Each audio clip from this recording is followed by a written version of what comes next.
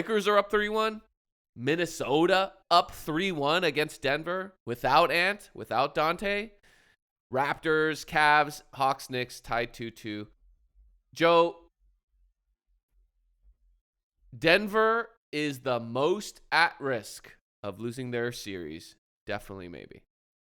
Oh, see. So Cliff changed it because before what we talked about was were the Pistons most at risk. This was after game 2, and I said the Pistons were most at risk of losing their series more than Denver when they were tied 1-1. And Cliff, I'm going to say still the Pistons are most at risk of losing the series. Wow. Wow. Even though Denver's down 3-1, obviously I could look like an idiot by the time this comes out because they might have already lost the series by then. However, okay, hear me out. This is what I'm thinking. Okay. Minnesota is just playing out of their minds. Haymakers. Like just wildly throwing haymakers, Cliff. Haymakers. Okay, for anyone who's ever played Fight Night, okay, I don't know if you guys have ever played Fight Night. You cannot throw haymakers in Fight Night because your guy gets fatigued and then you can't knock him out. It's over, dude. It's impossible. You have to box. You have to block. You have to weave and bob. You gotta counter punch, right? That's how you knock people out in Fight Night. Somehow, okay, they're playing Fight Night, just wildly throwing haymakers and connecting just on every hit. Like how? How is Ayo Dosunmu just balling out of his mind? How is he dropping 40? How is Rudy Gobert shutting down, like literally shutting down Nikola Jokic, the greatest player in basketball? Like, how is this happening? I can't, Cliff. DiVincenzo's out. Ant is out. Their top 5 player is out. The best player on their team is out. You're telling me that a team of Julius Randle, Rudy Gobert, and Ayo Dosunmu are going to take down the Nuggets? Cliff, I mean, look, obviously, okay, I'm going against the grain. Obviously, I am not going with the odds or with Vegas or with any conventional wisdom. They're up 3-1, and from all the evidence you've seen in the series, Minnesota should win. They should win, obviously. Okay, but you know what? I'm just going to stick to my conventional basketball wisdom and say, I know Denver has not looked like themselves at all. No. In any game.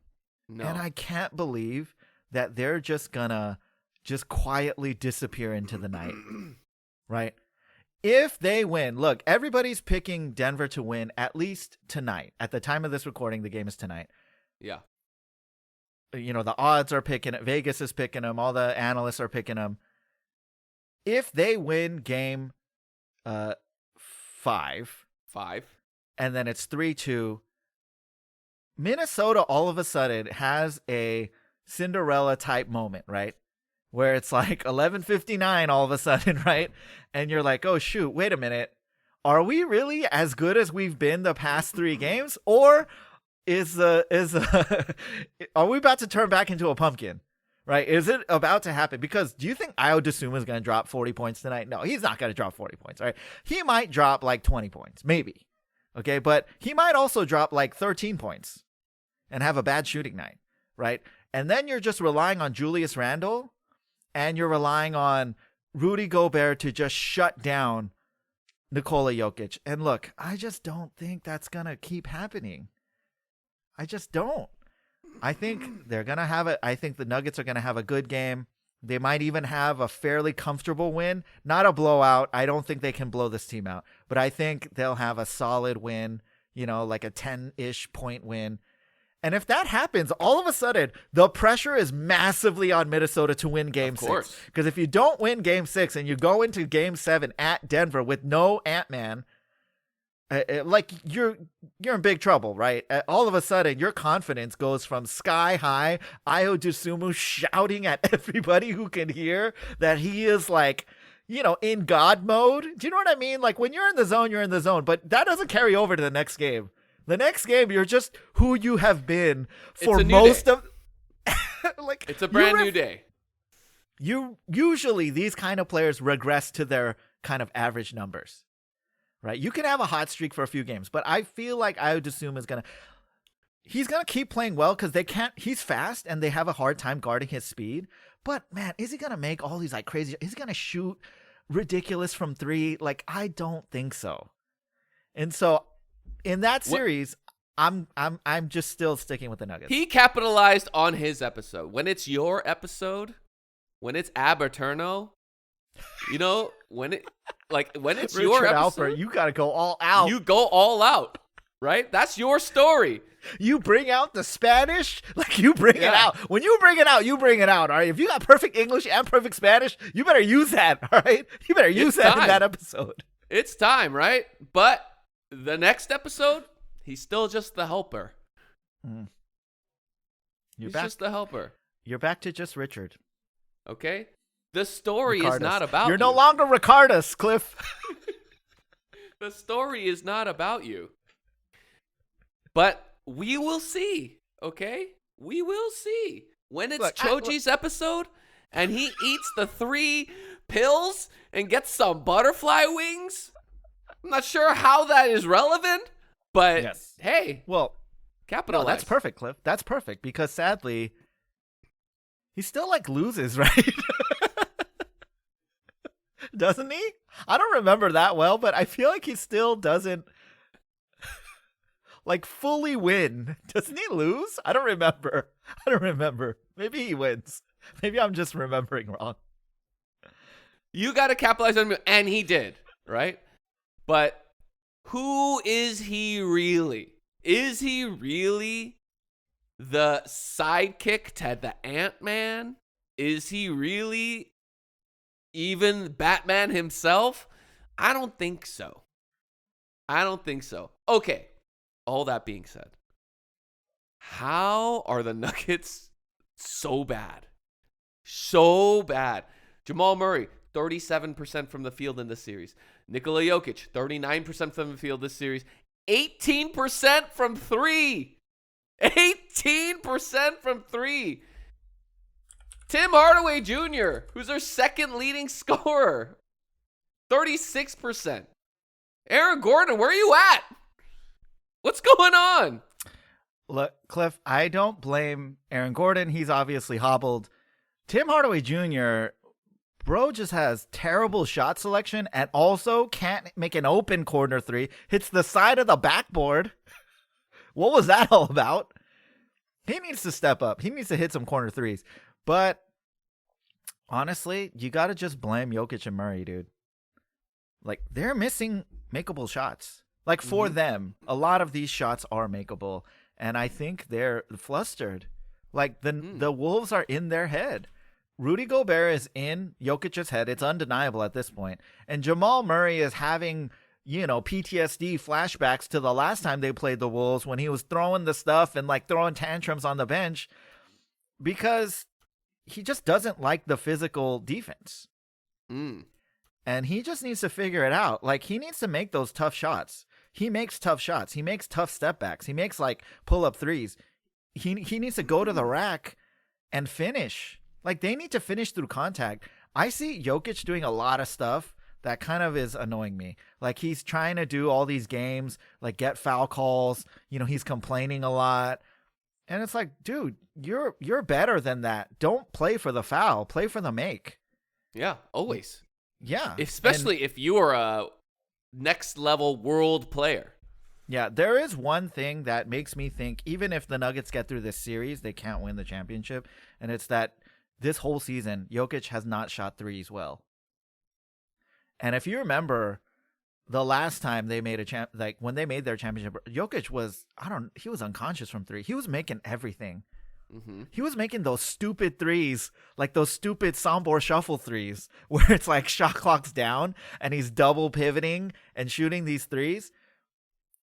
His 3-point, I don't know the numbers off the top of my head. I'm probably looking them up. Yeah, but like I know he's not shooting threes well this season, and they just look bad. Yeah, so he had a decent season for any NBA standards where he shot 38% from the field this season. right, Okay. from three. From 3. If we go back to his championship season, Jokic was 30 points per game, 14 rebounds, 10 assists, 1 steal, 1 block. His shooting splits, 55% from the field, 46% from 3, That is 80% ridiculous. from the line. That is ridiculous. 55, 46, 80. Yeah, so that 46, because I clearly remember Jokic making stupid threes that year where he was just hitting everything. This year, he can't even make open threes. I don't know what his playoff 3 numbers are, but he is not hitting threes right now. And that's a problem because when they're late in the shot clock and they need a bucket, I remember Jokic making a lot of those important threes. He is not doing that right now. And you can't punish Rudy. That's one of the reasons he can't punish Rudy, because he's not going to come out to the perimeter. So he's giving you those threes. And if you can't make it, and obviously Jokic can shoot over anybody on a switch. So they're not punishing that. We all And remember if his Aaron Gordon's step hobbled- back from half court against AD. That's what I'm talking about. Those are the shots I remember. And I'm talking like, turn around fader, on the left wing. And it's just like, if he's not hitting those, that's not those specifically, but any threes, I do think it hampers their offense. So I'm He's betting got to act like Jack Bauer. He's got to be Jack Bauer. He Yes. can't be a side character who's getting a story. No. I love Tony Almeida, but he can't carry it. Right? He's a good guy and a great actor, but just he can't carry I it. do all love He's Tony not Almeida. He's not Jack Bauer.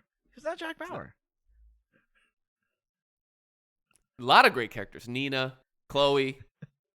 A lot of great characters. Great supporting characters. Supporting characters. Chloe is one of the GOAT supporting characters of all time. Nina is one of the GOAT villains of all time. But Great. Awesome. All Cliff, the presidents. when Jack Bauer spends 4 episodes with a beard and he's disheveled because he's broken from torture or whatever, it's like the show is not moving. Nothing is happening. You don't feel like this show is working until he starts biting people in the neck to get himself out of some torturous situation. I may have just convinced myself that this is going to happen because maybe this is the kick in the butt, in the pants that Jokic needed, where finally the timer is clicking. And he's like, all right, we got to go. We got to go. It's time now. We got to go. Because before this, he was just sleeping on the job. Maybe. We will find out soon. This is his worst shooting performance in any playoffs he's ever been in. Any playoffs. In almost every season, he shot at least 50%. He's shooting 39% from the field this season. Look, I think if David Adelman, he has to show his coaching ability here. What I think is, you got to shut down Ayo Dosunmu. Do not do this that's a role player. He's never going to do that again. His speed is a problem, but he is not a superstar player. You can shut him down if you want to, right? Double him, literally. He's probably the biggest threat. So double him, force him into tough shots. Make Julius Randle beat you. Make Julius Randle have 50, 20, and 20 to beat you. And I just don't trust that he's going to do that. And they don't have enough after that. You know what I mean? You just take that away and they just don't have enough. Make Rudy, go crazy and all that stuff.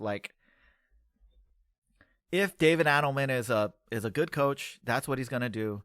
And then Jokic and Murray will get going. They'll win a game. They'll get confidence.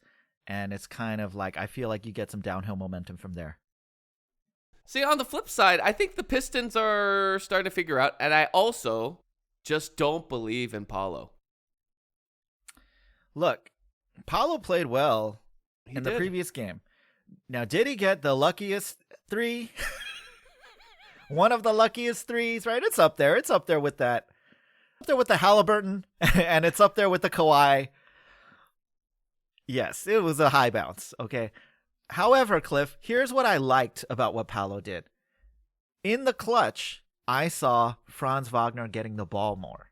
Mm. And I love that because Franz gets downhill on his drives. He had a 3 that Paolo passed to him cross court, which I never see Paolo do. Paolo puts his head down and just would take that shot no matter what. I love that he's trusting Franz a little more because, I like Franz. I think Franz should be the guy on this team, like especially in the clutch. If Paolo's going to be the workhorse guy, okay, I'm fine with that more if he's like the first 3 quarters guy, but I like Franz to be the clutch guy. He creates better shots, he makes better decisions, he gets downhill and creates advantages more, and he is less random. Paolo's random, like pull up threes, random get in the lane and just shoot over 2 guys and like not really reading the defense. And so I said I expected Orlando to win game 3. They did. Kind of pretty not convincingly, but I think they were up for most of the game. I don't like the Pistons, like how they're constructed. I think Jalen Duren is up and down. Cade is the only truly reliable player on this team, Cliff, and they are +7 in Cade on court, and they are -11 when Cade's off the court. And so do they have enough in the non-Cade minutes? Orlando's more talented? Are they more talented? Probably. Paolo's not a top 10 guy, but he's like a top 25-ish guy, right? And then you got Franz, who I think also, when he's at his best, he's kind of a top 25-ish guy. Yeah.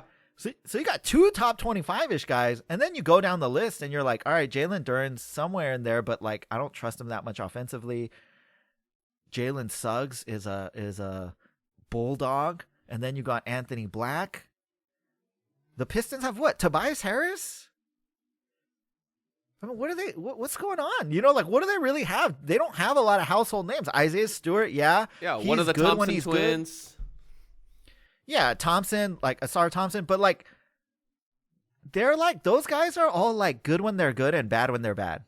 You know what I mean? Even Isaiah Stewart, he's like good when he's good. He's blocking everything when he's good. And then when he's bad, he's like getting technical fouls. He's just kind of like creating problems. He is inciting the other team to play better. Do you know what I mean? It's like he's one of those guys. Cade is the only guy that you can set your watch to. He is just automatic, reliable, professional. You know what you're going to get from him. But it's almost like similar to last season against the Knicks. I mean, look, the Pistons should still win. They should still win. They're down, but they should win. If they win game 4, everything is, in their favor. Kind of the ship is righted. I think the series at least will go 7 games, though. Yeah. I think Orlando will, even if they lose game 4, maybe they'll win game 6 and then it'll go 7. Or Orlando might win the series. I wouldn't be shocked at all if Orlando wins the series. So I do kind of think, look, I know this is crazy. This doesn't make sense. Obviously, I should be picking Minnesota to win over Denver versus Orlando winning versus the Pistons, but I don't know. That's kind of how I see it. This is how I see it.